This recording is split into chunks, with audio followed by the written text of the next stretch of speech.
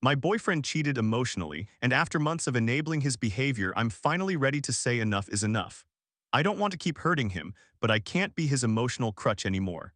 Can I really walk away without guilt? Any opinions or inputs? I do not know where to begin, but I need to discuss this. Can I write and possibly receive some feedback from someone? I did not fully write everything since it's a lot, so I will try my best to condense it. I have been with my boyfriend for 1 year and 4 months. However, I would not count it that way since he emotionally cheated on me last year from February or March until the end of June and the beginning of July. Therefore, technically, we have been together for 10 months. During that period, when he had another woman in his heart, I noticed signs that he was being disloyal, but I gave him the benefit of the doubt numerous times, thinking it was acceptable for him to have friends of the opposite gender. However, one major red flag that I should have recognized, and I should have addressed, was when I voluntarily picked up shifts to work with him, he would ignore me. He preferred to talk and spend time with a specific coworker multiple times when I picked up shifts to be with him. The reason I took on those shifts was because we had different schedules and I also attended school. Spending time together was challenging, and the only opportunity we had was during work. When he would ignore me, I would visibly show my distress, but he would not recognize it until much later, which felt pointless. Nevertheless, he kept claiming she was just a friend, so I felt compelled to accept that because I did not want to be a crazy or toxic girlfriend who became jealous of her boyfriend interacting with other females. I always gave him the benefit of the doubt when something felt off, but that ultimately backfired on me. I am not going to criticize him or anything similar since he never yelled at me, hit me, or abused me. However, he was not a good boyfriend in terms of fulfilling what a boyfriend should do. The negative aspects of our relationship overshadowed the positive ones. There were times he made me feel unwanted, leading me to cry myself to sleep. There were also moments when I sought comfort, but he failed to provide it, which is why I hesitated to approach him with my problems. He did not comfort me when I needed it. I did express my feelings to him, but he claimed that his anxiety hindered him and he did not know how to comfort someone. I believe he emotionally failed to give me what I needed, which is essential in a relationship. However, I still granted him the benefit of the doubt because I love this man. I feel like he is more of a physical person rather than an emotional one. When it came to me, the most significant thing I valued was reciprocation, and it was primarily physical. During the period after I discovered the truth, I was devastated and guarded my heart by numbing myself to the events that had transpired, failing to fully process what happened. I felt only about 10% of the emotion I should have felt during that time.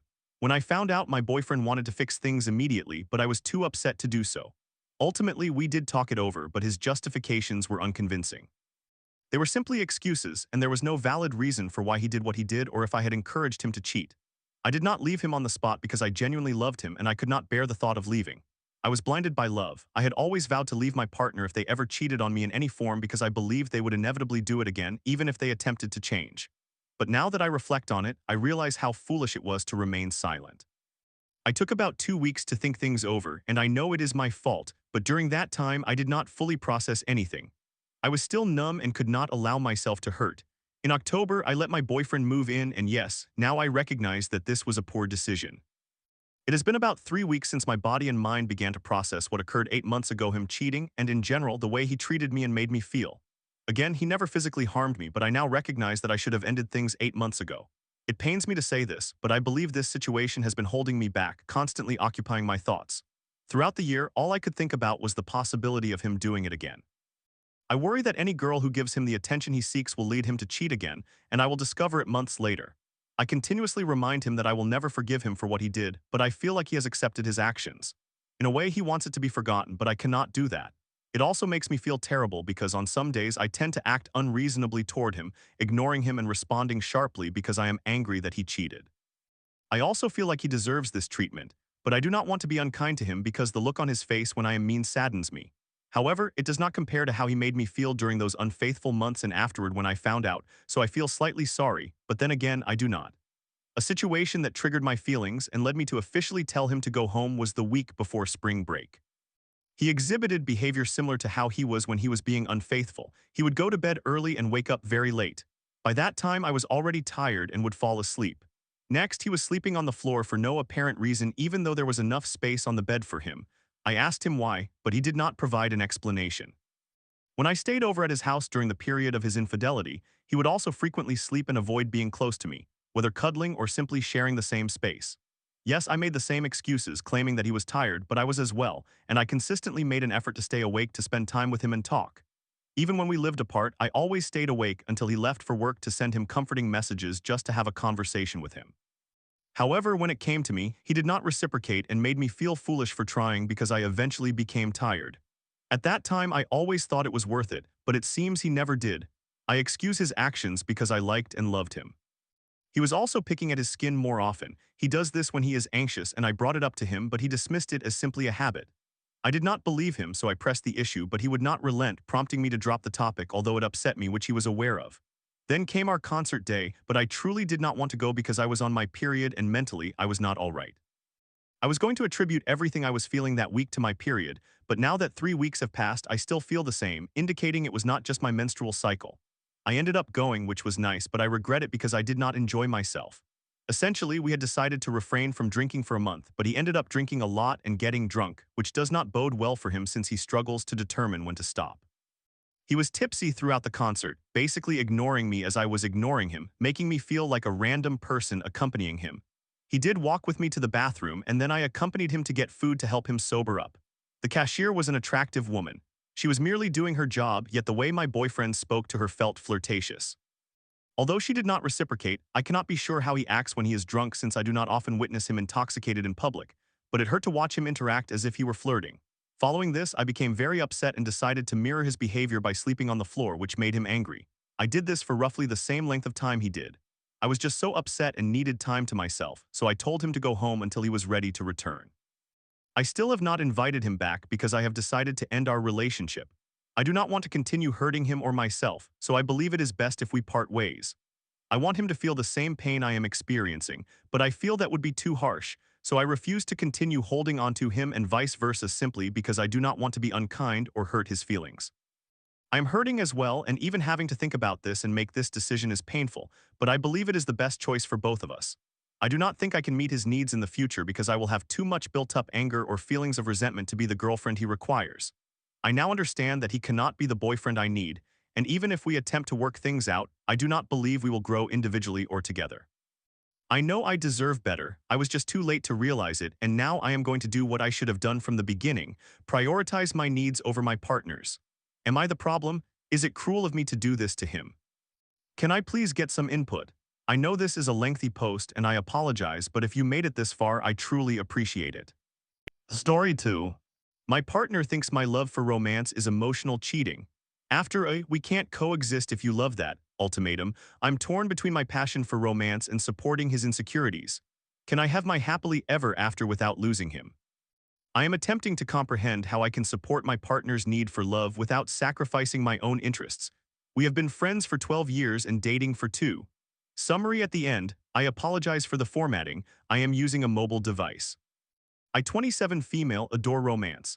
I am quite sentimental when it comes to romantic storylines in video games, novels, movies, television, anime, you name it. I love love. As a high-functioning autistic individual, I tend to become emotionally attached to fictional characters. As a teenager, I felt that I projected a lot of love onto fictional characters because I was not conventionally attractive and had very few boyfriends. I have always had some unusual feelings about this myself, but I generally liken it to having a favorite stuffed animal or blanket.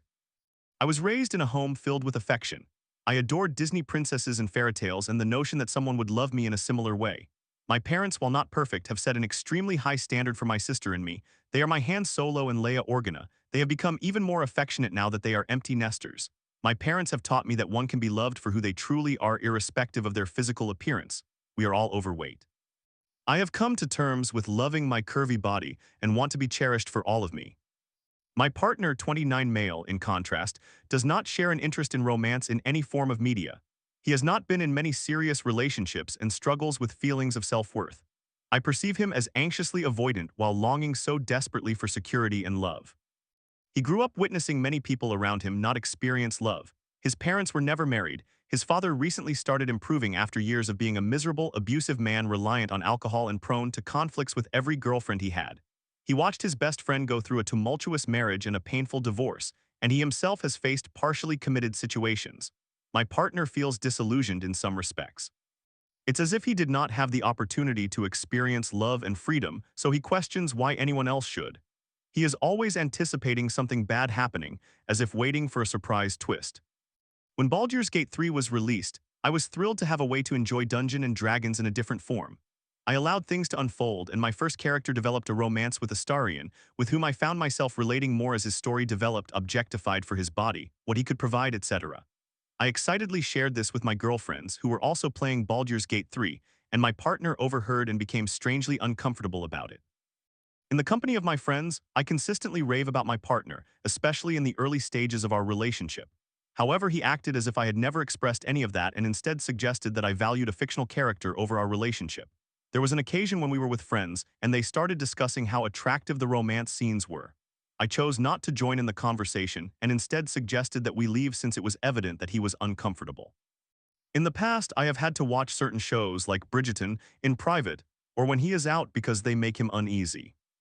We discussed it later, and it seemed that romantic elements in games and media simply made him uncomfortable. We reached an understanding that I would avoid discussing or viewing romance in his presence. That was my interpretation, at least.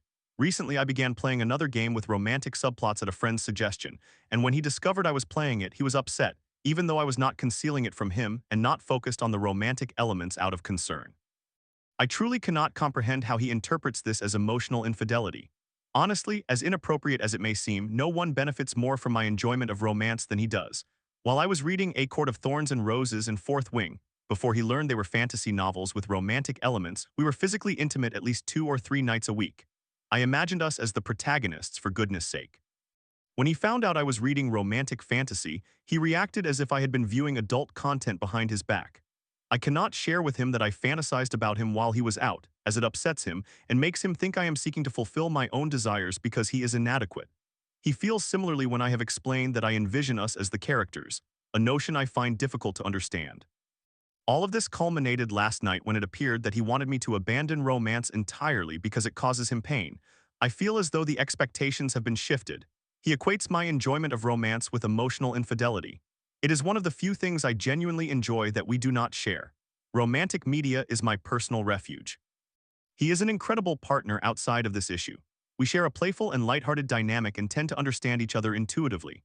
We began seeing a couples therapist because he wishes to explore therapy, although he feels apprehensive, and I want to improve my communication skills as a partner and learn how to foster a healthy relationship. Therefore, we are attending sessions together, and we have already gained valuable insights.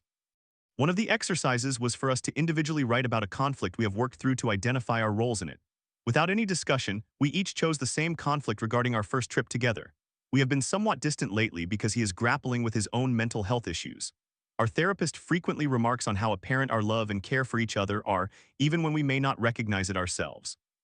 I support him as best as I can. I listen when he confides in me, which has become increasingly rare as he seeks support from friends regarding our relationship, and I attempt to initiate physical intimacy. I have expressed to him my fears that we are drifting apart, which has helped us reconnect to an extent. We are investing more time in each other again and breaking out of the routine of working, returning home, and going to bed repeatedly. However, this issue still feels unresolved. I admit I feel envious of friends whose partners embrace their love for romantic media or even enjoy it alongside them. Part of me wonders if he perceives the romance I consume as purely erotic or something similar, akin to how male-oriented romances tend to be. I do not know. My friends, colleagues, and individual therapist cannot understand why he interprets it in this manner, especially considering how clearly I express my love and admiration for him. Additionally, I want to emphasize that I have explicitly told him I do not fantasize about the characters and that I desire him above all else, along with the fact that romantic media provides me with ideas for things we can try, if you understand what I mean. I genuinely want to understand what steps I can take as I feel lost. It seems that this might go deeper than I am able to perceive. How can I support him while also finding a balance? Am I expected to give up romance indefinitely? How can I convey to him that while I enjoy romance, I do not place it above our physical and tangible relationship? Summary: my partner feels inferior and believes he is not good enough because I enjoy romantic media and subplots, perceiving my enjoyment of love for characters as emotional infidelity. I can differentiate that it is not real and demonstrate my love for him in every manner possible, trying to show my appreciation by attending to his love languages: physical affection, quality time. He struggles with low self-esteem and is working on it, but it is challenging to rectify 29 years of negative self-image. I wish to know how I can achieve balance or if I need to come to terms with giving up romance media. A story 3. International love at 28 and yet communication crumbles. I'm trying to voice my heart, but he sees my emotions as mood swings. As I unravel trust issues, I ask myself, am I barking up the wrong tree? Can love survive in silence? I 28 years old female and my boyfriend, 34 years old male, are an international couple. I have been living in his country for less than a year and do not speak the language well yet. We have been dating since the new year, approximately 3.5 months, and our relationship did not begin in a clean or painless manner. On a positive note, we both share a similar mindset regarding what makes a relationship successful and how love must be nurtured and confirmed specifically, by voicing concerns and reaching a compromise that is acceptable for both parties, and by striving to act together rather than against each other. I was ecstatic when we both decided to work on our relationship together and move past our rocky start. He also has the same goal of settling down with a committed partner, as do. We were able to address some significant and minor differences and issues through discussions, although it has been challenging to understand each other since we each have quite different notions of what constitutes good communication. For him, I believe communication largely involves behavior, while for me it revolves around words. This is at least my suspicion regarding what might be going awry, though I cannot pinpoint it with certainty. When I express a problem and attempt to address it, he does not respond.